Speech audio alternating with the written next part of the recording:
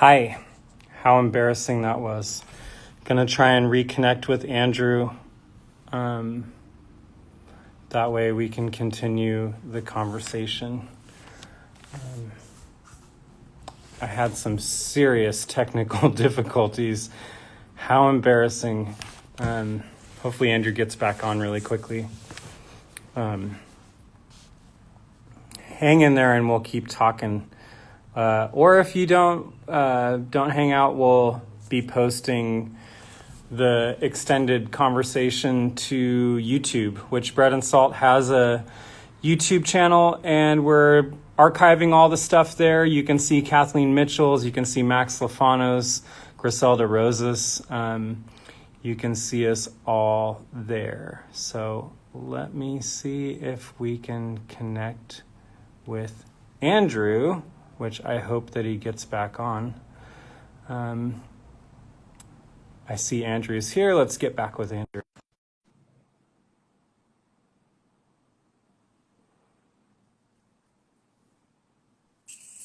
Hi. Hello. Should we just start over?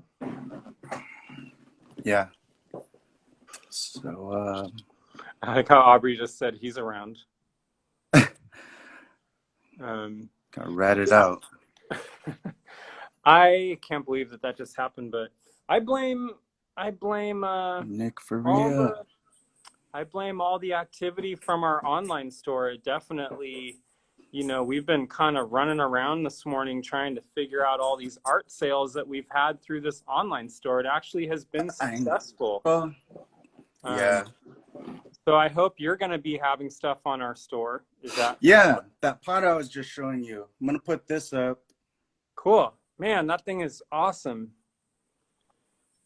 Can you tell us about mixing the material? How you get I think it's called marbling. I'm taking like 3 different clays.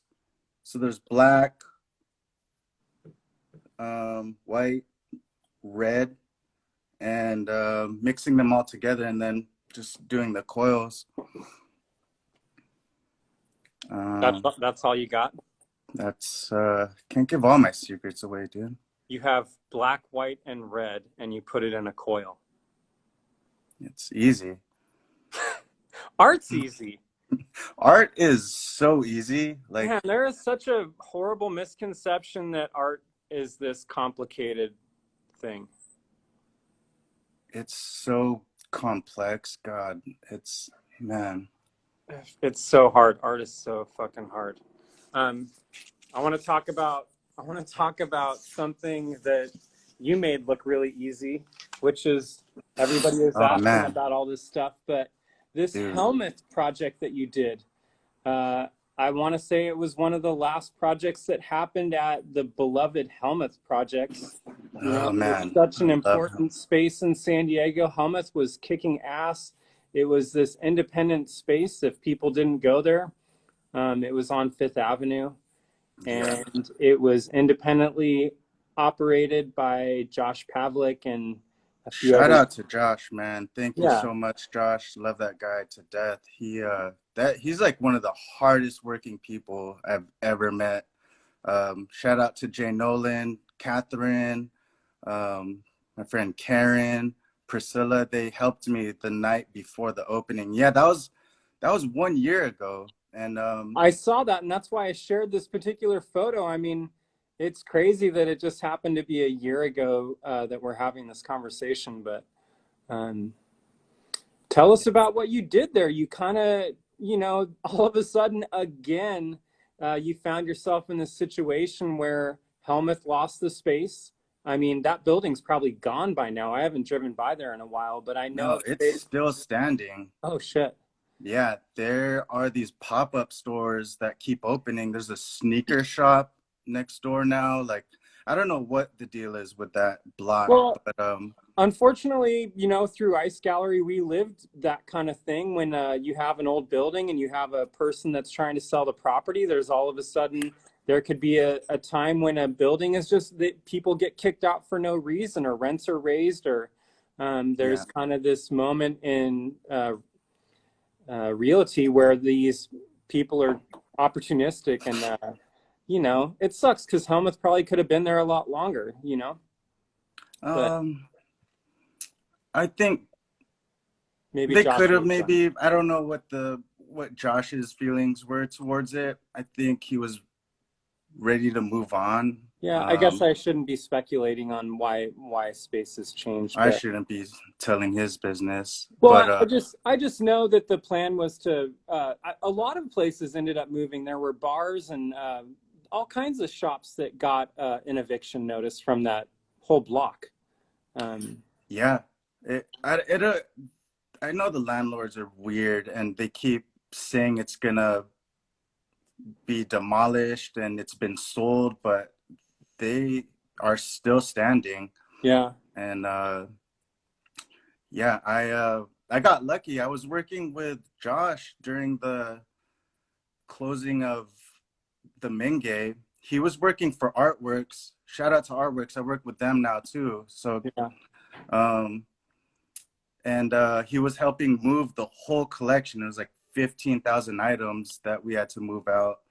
And I was kind of just bugging him like, yo, what's up with Helmuth? And he was like, I don't know, man. We have a couple parties to kind of close it out, but nothing really planned. And um, I, I did that whole Menge project and showed Josh, and he was like, yo, man, do you want to take on Helmuth for the last couple months? yeah.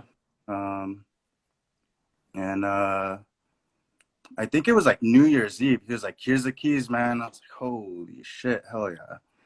And So you were just going in there and treating it in a similar way that you did the Menge sketches, and you're just gathering all the paint you possibly could, and you just took on the whole space. You can see in this photo, I love this kind of like just the tip of the ceiling, this kind of composition just went barely on the ceiling there, and then you're kind of playing with the light coming in the window, and you also did something to the floor there. yeah, I was working off of the window. That dimension, I um, mirrored that with a pink, and then that little kind of like kick from the floor to the bottom edge of the window. That's what informed the margins between the shapes. And um, yeah, just working with what was there. And uh, the colors luckily worked out. Yeah, and that space is so cool, the way the light comes in, and you're kind of referencing all the architecture in the room, like you're saying, the kick on the floor, the window dimension, the ceiling, and all that stuff. It's this giant conversation that you're having with the room. Um, Yeah. and you did that all over that space, and I know on your Instagram and other places, a lot of people took photos of that stuff, and there's a lot of places where people can find that stuff. Unfortunately, you don't have a website, but Not yet. not yet. You're working on a website. Do I'm people still working do on websites? it. I think so. Um, yeah, I mean that Helmuth show was so cool, and it kept changing over time. You because Josh was leaving and Helmuth was closing. You had the opportunity to demo a wall or build a partition or you know do some other interventions. Like you outlined one of those large wall paintings with a circular saw mark, right? You actually cut into the wall, Yeah. and you were doing things that were tactile. It wasn't so just so much like painting all the time. I mean, Josh was, he allowed me to do anything that I could possibly think of. And, we weren't working with any budget. So instead Right. of like buying materials to add on the wall, I'm just like stripping away shit. So, cutting into the wall instead of drawing a line made sense. Yeah. Which that was really cool. I mean, that was one of my favorite things, especially going into that and seeing that that outline that I was seeing was actually a saw cut mark. And I think I asked you, did you guys check the depth of the studs behind the wall? And you were like, what? No. And I'm just No. thinking like, sometimes the not knowing is it's part of that creative process. And if you would have questioned everything, you probably wouldn't have made that gesture. So Yeah, I mean, it wasn't a museum where you have to check every step before doing it. It was just kind of like go for it, you know. That was kind of the nature of Helmuth, which was really, really amazing. I have more questions here. If we could back up just a minute, background of interest in and making art with plants. When did you first really start liking plants? I know you and I, we both follow lots of bonsai people and plant people on Instagram, and we're like constantly in the middle of the night sharing a photo of a cool bonsai or whatever. Yeah. Where does your history with all that stuff come from? I think it's all the way back from a kid. Hi, Mom. She's here.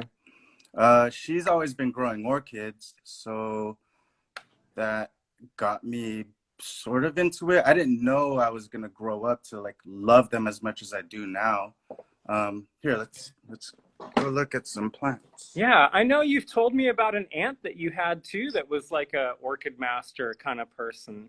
Yeah, my family's kind of just been in and out of plants. Check out this orchid that just bloomed. This thing just opened up yesterday. Wow. To give you like kind of scale. Yeah, show us a bunch of stuff. So is that like is it an air orchid? Is it just sitting on a piece Yeah, of I mean, like most orchids are epiphytes. So like back in, I don't know, I thought I was gonna major in botany. And when I found out all the field trips were on farms, I kind of like changed my mind. I remember you telling me it wasn't just botany, it was weed. You were thinking that you would get into growing. I was gonna farm weed.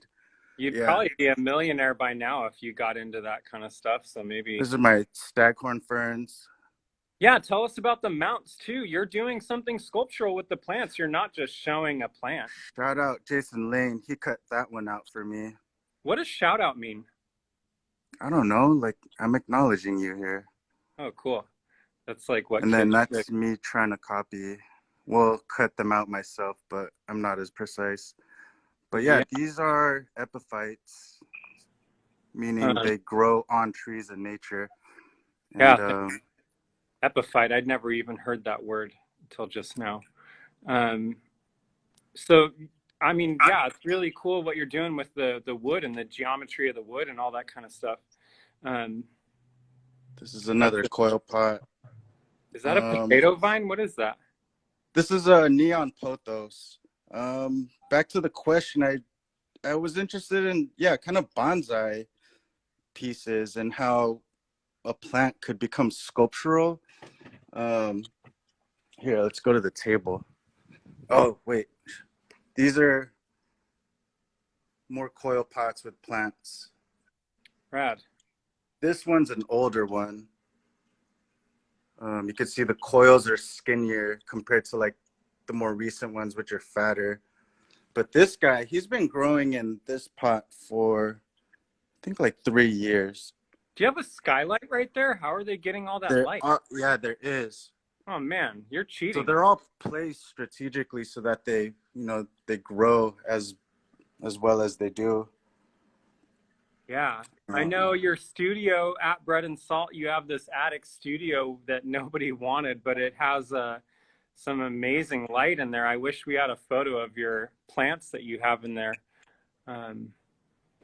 There's some. I think I took them all out because I wasn't going there as much. Yeah. Because I was in treatment. Remember that tipped over thing? Look at it. Yeah.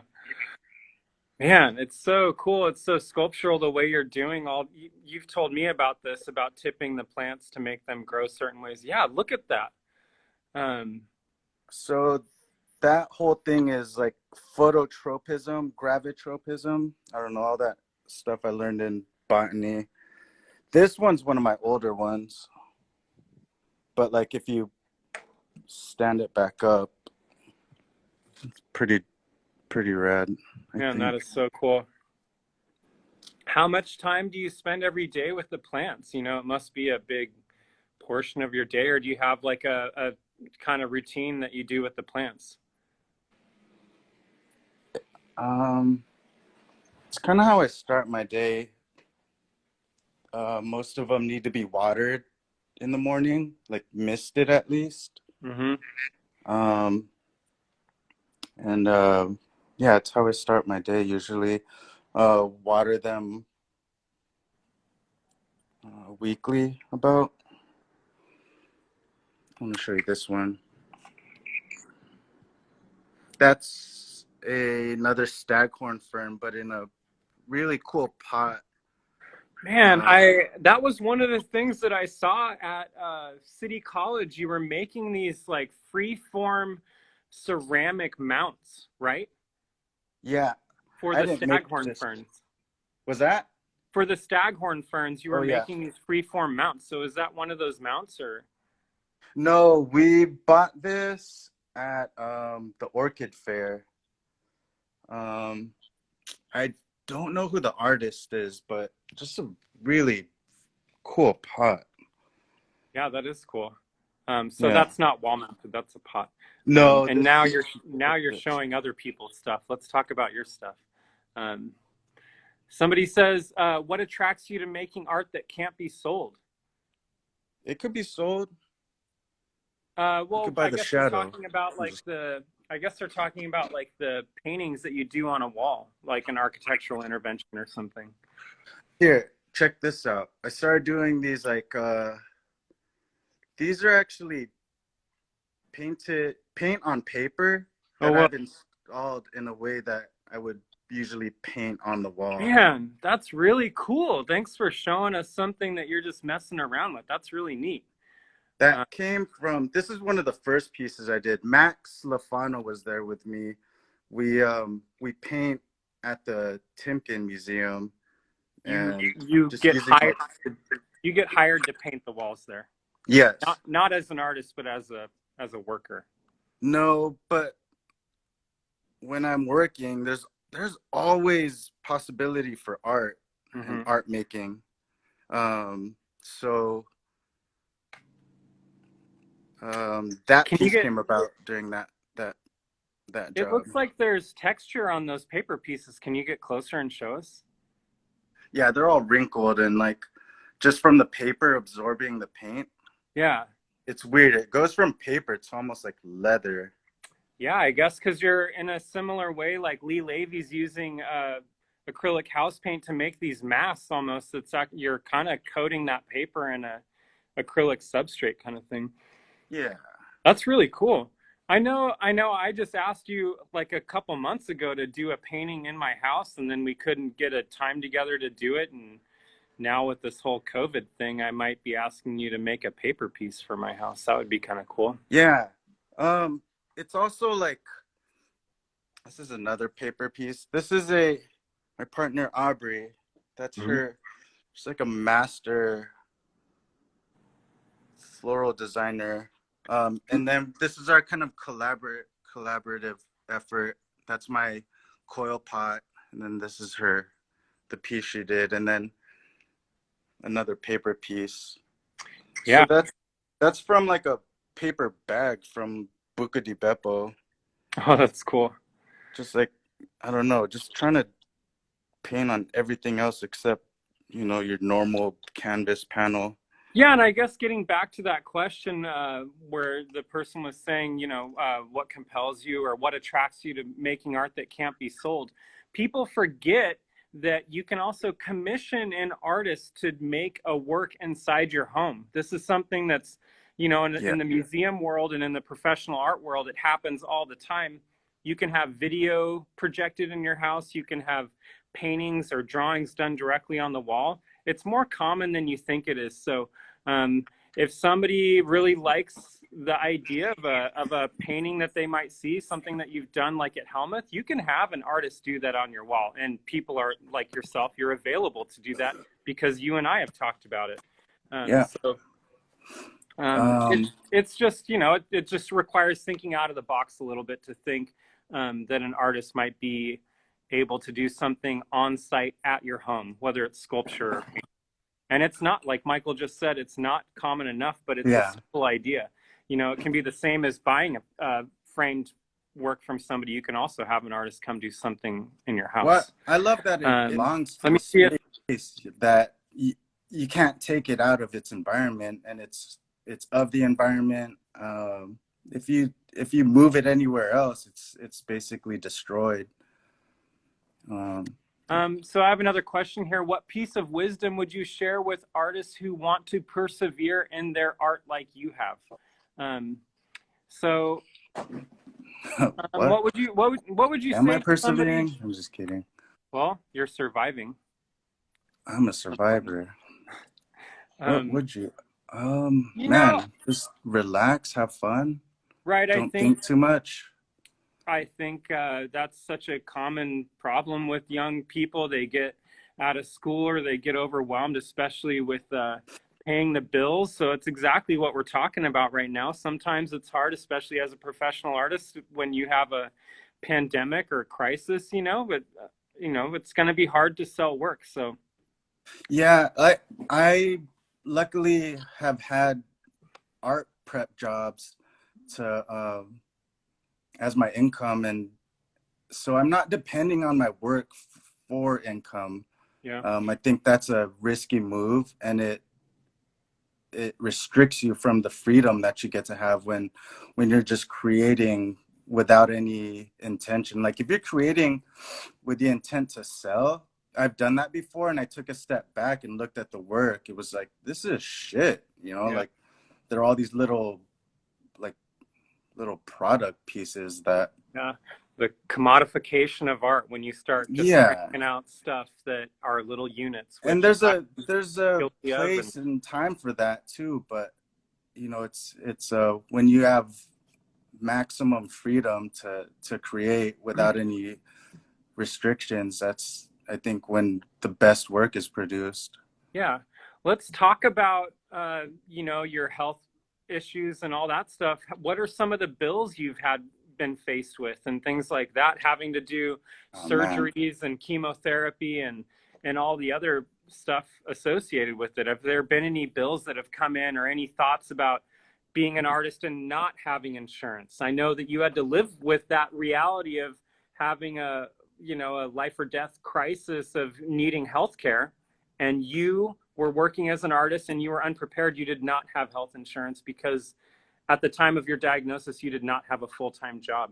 So what was that like to be faced with you know, that reality?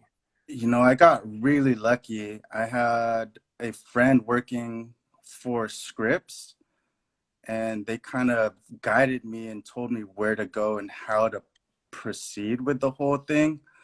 So yeah, I was diagnosed last year in May, and again, my friend worked at Scripps and told me to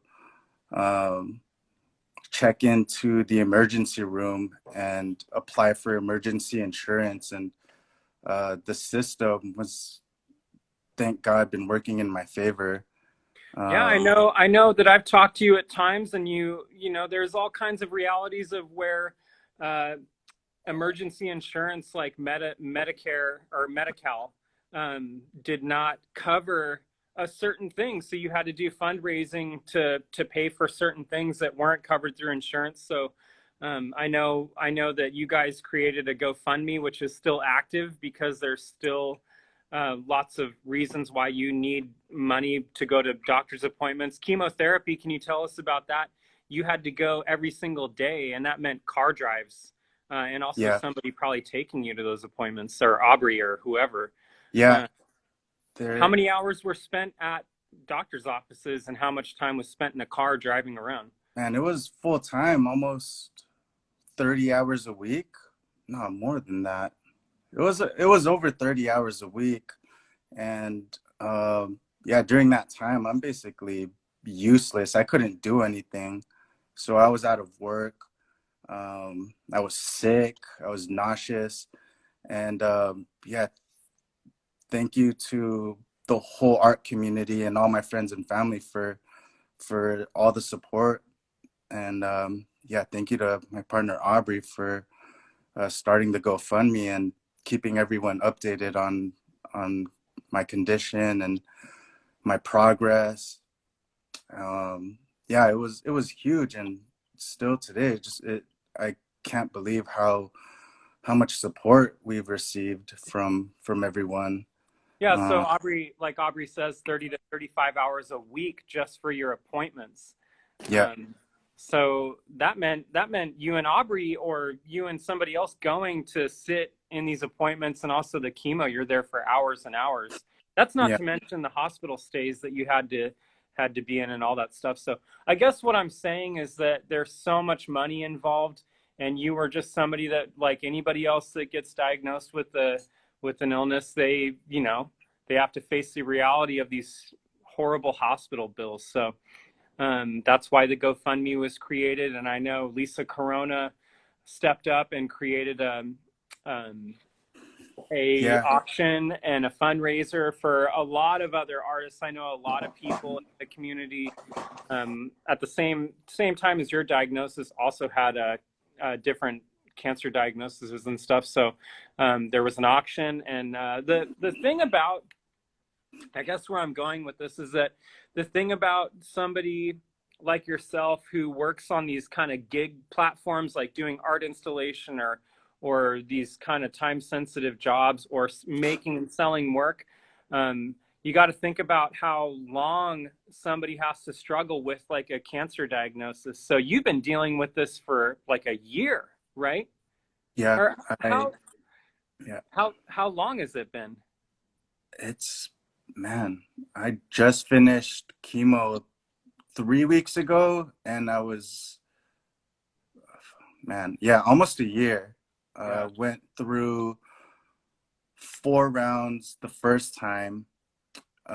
Finished that in, I think, August, and then I had a reoccurrence. We found the tumor came back in Mhm. um, December, and then started chemo again right after the new year, and I just finished, um, yeah, like 2 weeks ago. So And well, you definitely kind of beat the clock on this whole COVID thing. At least you don't have to go deal with the chemo stuff. Um, anyways, I just want to make sure that people check into the GoFundMe that you still have, and also keep looking at our Bread and Salt gallery store so that they can look for your work to purchase it. That way, the money goes straight to you to support you and any other artists that they feel inspired to collect. So yeah, I think we're going to end it. This is kind of a two-parter interview now. So this will be on YouTube in the next 24 hours. And cool. yeah, I don't know if you had any other words you wanted to say. Thanks, everyone. Love you guys. Yeah. Yeah. Thanks for doing it. We all love you, Andrew. It's been wild watching you grow up into I mean, little man. You're still kind of a little guy, but you're Oh, like man. all of our little brother in the building. Happy to be All here. right. Cool, man. Well, thanks for doing it. See you guys. See ya.